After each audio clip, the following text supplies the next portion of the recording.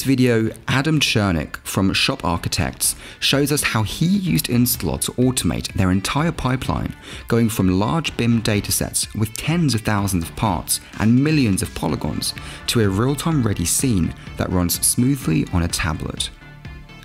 Adam walks us through this process step by step, showing us how he utilizes InstaLOD's scene import rules to prepare a BIM model with materials, specific tessellation settings, and finally optimizes everything to a usable, low amount of polygons. In a typical PLM system, files are updated and changed weekly, if not daily, which creates a huge amount of continuous work in keeping the 3D files updated. With InstaLOD's scene import rules, however, artists and engineers no longer have to manually prepare or update the meshes, saving hours of work for every update made to the CAD files. Entire processes from the CAD tessellation, material assignments, and hierarchy organization across UV generation and polygon reductions can be automated with an easy-to-establish set of rules. With this kind of automation, these scene import rules become a crucial step for the full automation of any PLM, BIM, or data regeneration pipeline. Once Adam has set up a profile for a single floor, he utilizes InstaLOD Pipeline to automate this process across the entire building, saving him days of work. I hope you enjoy his demonstration. Hello. My name is Adam Chernick, and I work at Shop Architects doing research and development for virtual and augmented reality. And today I'm going to walk you through a little bit about how we use InstaLOD in our workflows here at Shop Architects and how their mesh optimization is crucial for some of our AR and VR workflows. So what we're going to do today is we are going to pull some geometry from one of our projects from a few different authoring tools from both Revit and Rhinoceros. And then we're going to bring them into InstaLOD, we're going to optimize them, and then we're going to actually use that InstaLOD profile to optimize many meshes. So we're going to show you how we can, scale this to a project that, has 80 floors, for example. So we're going to walk you through all of these processes and then build an augmented reality application for mobile. And go from there. We are in Revit here, and we have our project. As you can see, we have broken out this project into floor sections. These floor sections we are going to export out so that we can optimize them in InstaLOD and then bring them into our game engine. So in order to do that, we are just going to file export. Within export of Revit, we have a few different export options. We have IFC and FBX, as well as CAD DWG formats. We are going to pick DWG today. Both FBX and IFC are beneficial for different reasons.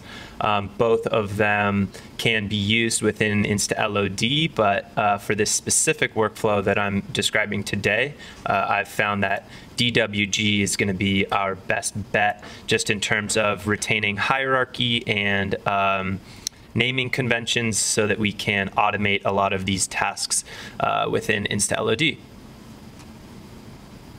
In Rhino really quick, we took our DWG export from Revit.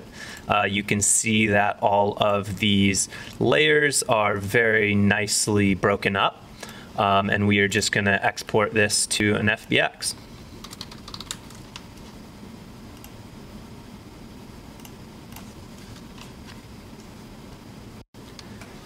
So now that we have converted our DWG out of Revit to an FBX, we are going to import it into InstaLOD Studio and build an optimization profile.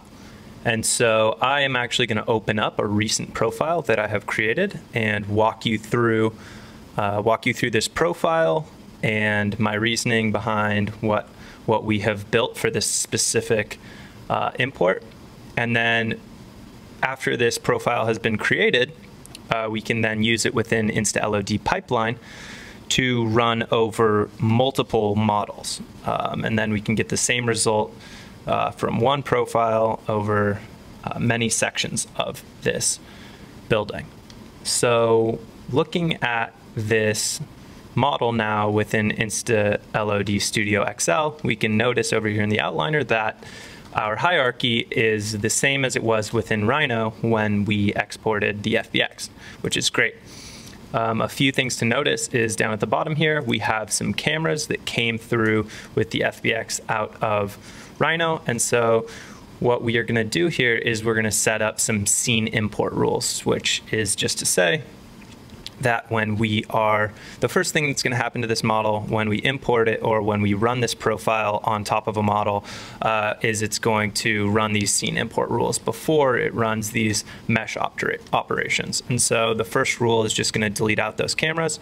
All we're doing here is we're setting an attribute. It's looking for a specific name of an element in the hierarchy. It's looking for these cameras here. And so all that we're going to do here is insert those selected elements within this hierarchy. That is going to grab those specific elements based on name and then grab the predicate of delete. So that sets up our first scene import rule. So the second scene import rule is going to be a joining of meshes. And so in order to set up that next import rule, we're actually going to look for an attribute of path instead of name. And so what that's going to allow us to do is it gives us a little bit of flexibility, because typically if you're looking for a name, then it has to be, this hierarchy has to be exactly the same every single project that you were to use this profile. But if you look for just a path and you don't actually give it a specific name of an element within the hierarchy, it gives it a little bit more flexibility in that these layers can be named anything and you're still going to get the combining of meshes the way that you want. And so using this regex syntax, we can just use pipe.star, which is going to grab each layer and mesh them independently of each other with all of the children on that layer. So that is going to combine meshes by layer. Then the rest of our scene import rules are actually applying material. So in order to apply material, we're using the material assignment predicate, and then we are using the attribute of name with match regex of the name of that layer with an underscore combined. One thing to note that's very important is that these scene import rules are, they happen sequentially. And so your deleting of the cameras happens, and then your joining of the meshes happens, and then after that is when you're, applying the materials happen. And so when we are joining these meshes, actually, this happens to rename the object within hierarchy, and it adds on an underscore combined onto that, that layer name. And so when we are looking for this specific name, it's actually going to be altered to a-glaze underscore combined. So this is going to be correct, a correct naming convention. Then we are just going to create this new material, and we're going to feed it the previous material name that it is going to override. And then we're just going to set up the material how we would like. And so I have set up the application of several materials here with a few different new materials just based on color. And this is really just giving us the flexibility of changing it later within Game Engine if we would like. So these scene import rules are all set up. After these happen, then we jump to our mesh operations. Our mesh operations, we have a few different setup here. We are fixing normals, we are unwrapping our UVs, and then we're actually doing the mesh optimization itself. So we can look at these different setups here. Our fixing of normals is very simple, actually. This is just recalculating normals here within our mesh toolkit tab. Our UV unwrap is using a hard surface axial algorithm with a scale of 100. Is something that I've found is appropriate for about this scale of model. And then our mesh operation, our mesh optimization here is we're just decreasing the polygon count by 90%. So we only want 10% of the original polygons. So once we run that, we are going to decrease our draw calls substantially, and hopefully we should have many less polygons than this original 277,000. So you'll notice that I had imported this model here, and we did not do any of the operations on this model yet. So I'm actually going to open a new scene here and bring in this same model, but I'm going to execute these operations. So I'm going to execute these operations. So this is actually only going to execute the scene import rules, and then I'm going to execute the mesh operation separately.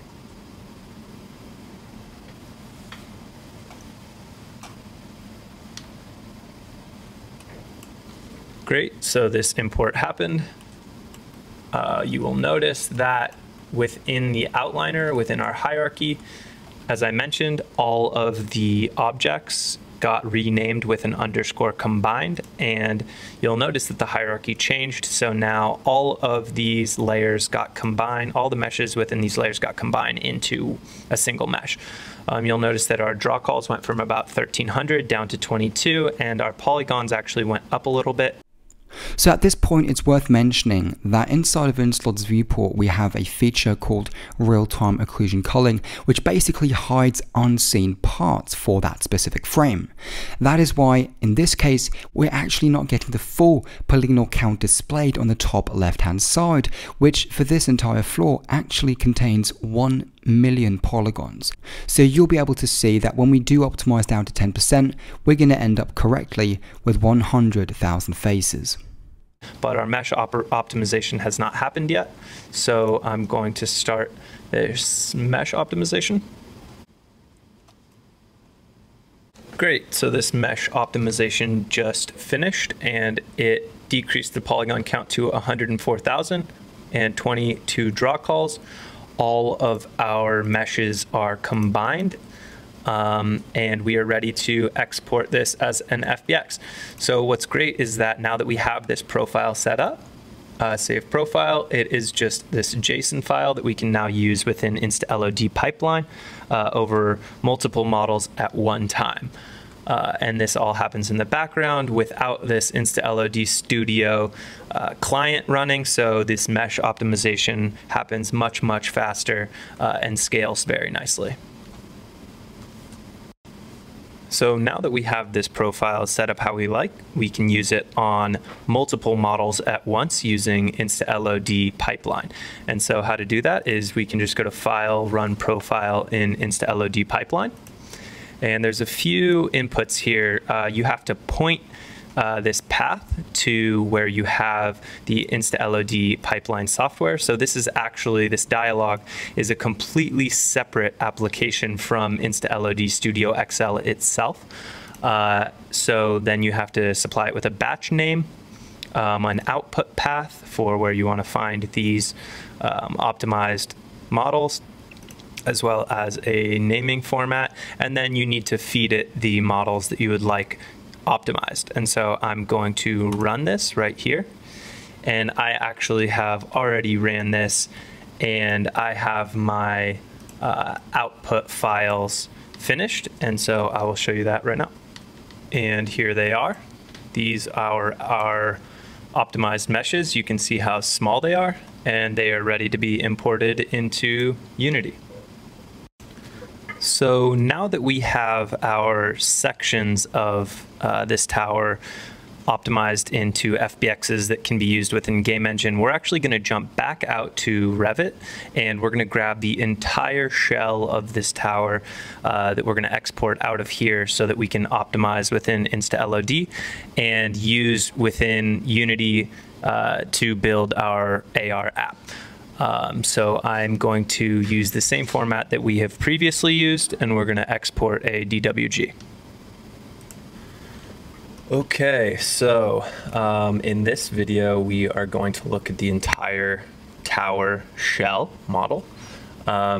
We are going to want to optimize this down from 4.3 million polys so that we can get it into augmented reality. First thing I'm going to do is delete out these cameras, and then I'm just actually going to run a very straightforward optimization on this. So I'll create a new profile, and I just want to reduce this down to 10% of the triangles that it currently has, and I will run this optimization. Now we can see that this shell model has been reduced down to 340,000 polygons, and it's still retaining all of the necessary detail of the exterior ornamentation. So now we can export this back out to an FBX, and it should be usable within a mobile augmented reality application. I also wanted to show another model that I had just previously ran through InstaLOD is the tower slabs and structure model here. I have joined all these meshes and optimized them and brought them into Rhino here, which is equaling a total of 15,000 polygons. So it's very, very light. So we're actually going to overlay the shell model that we had just optimized on top of this core slabs and structure model, so that we can get, you know, a very detailed, robust model that we can then go and bring on site to get kind of an accurate representation of what this building will look like within its context within the city. Okay, so now we are in Unity, and we have compiled all of the models together into one tower. So we have the core slabs and structure model, as well as this shell model here that we optimized using InstaLOD, as well as this podium model. So this all came together very nicely with some reflective glass, etc. So now we are going to build this out into a mobile augmented reality application and try and bring it on site and see what we get.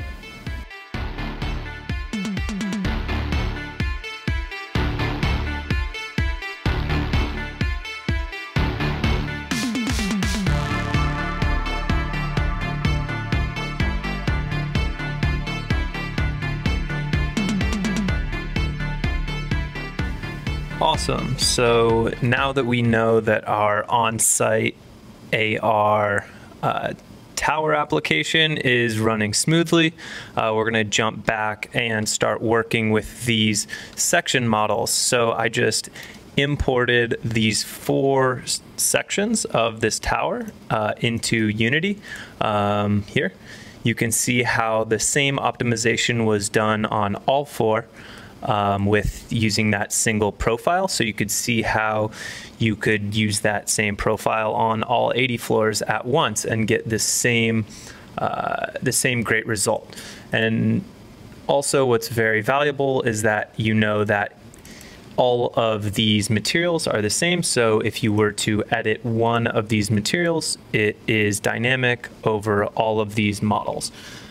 So we are going to now build out an application that is going to use these different floor sections and see what we get.